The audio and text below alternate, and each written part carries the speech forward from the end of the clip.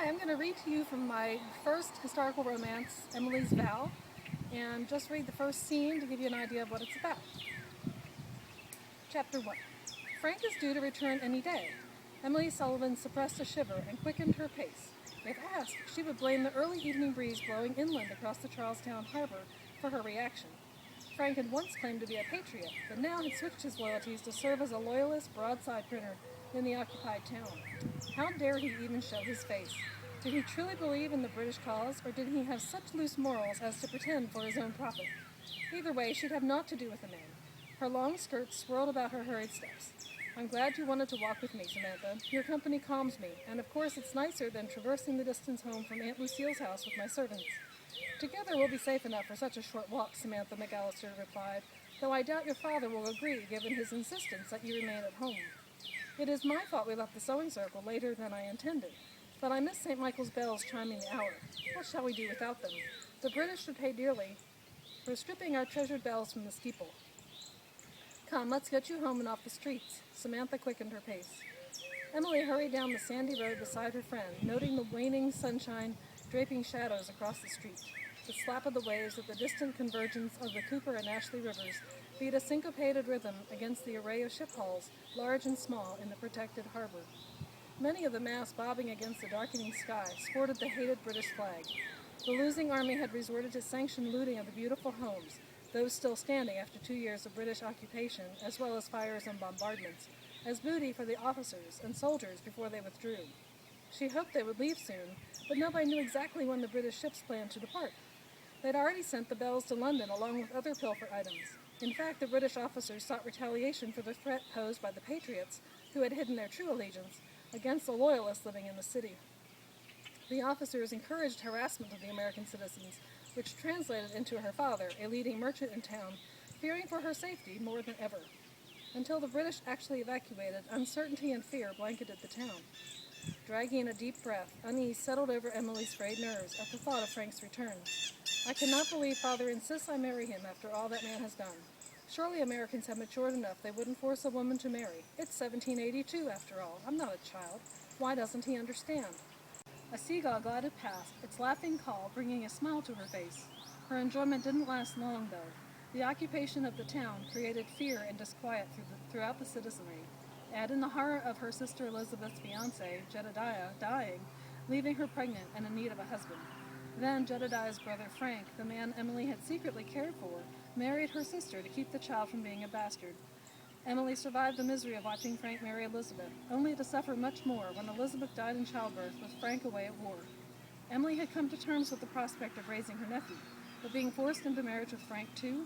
How could life turn and twist with such disregard for her future goals and plans? Frank's imminent arrival now distressed her as much as the 300 British ships crowding the harbor.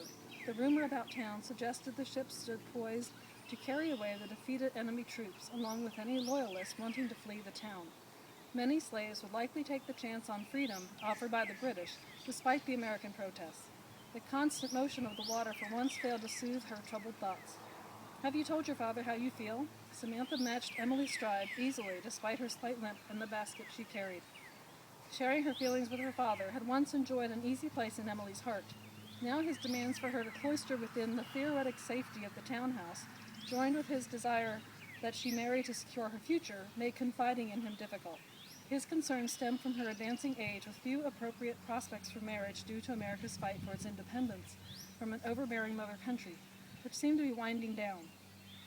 She longed for those carefree days, years before, filled with friendly banter and heartfelt discussions with her father. Emily wrinkled her nose. I haven't spoken with him, not that I think he'll care.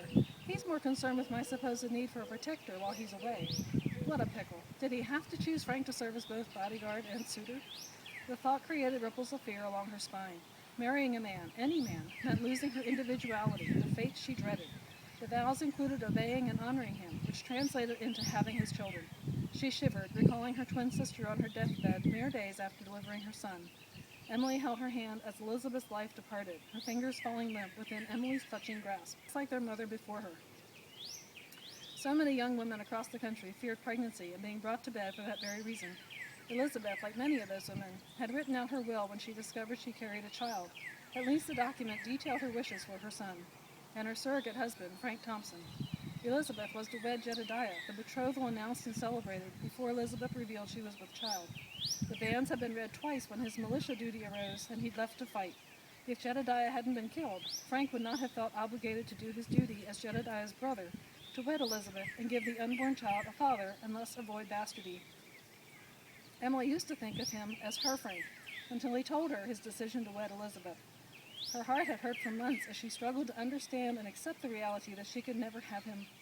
But once Elizabeth died in similar circumstances as their mother, Emily's fear of dying as a result of childbirth eclipsed any naive desire to marry.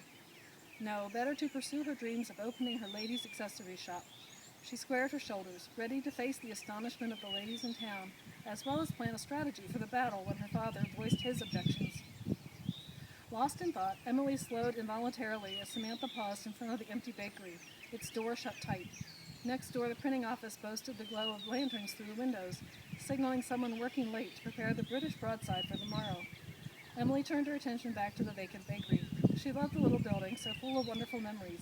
Signs posted in the 2 plate glass windows flanking the front door vainly tempted passers-by with blueberry or cranberry muffins, apple pie, or pumpkin bread. She inhaled expectantly. Tears smarted her eyes when she smelled only sea salt and wood fires. "I cannot believe they actually hung the poor widow Murray," Samantha said. A gust of wind snagged a few strands of ink-black hair, tugging them free from the casually wound bun nestled inside her bonnet. She tucked the strays behind one ear and glanced at Emily. "It is not surprising when you consider her penchant for gossip, now is it?" Emily stopped also. The stooped woman had delighted in sharing titillating chit-chat, while Emily selected her 2 loaves of bread. Mischievous she was, cackling over another's indiscretion.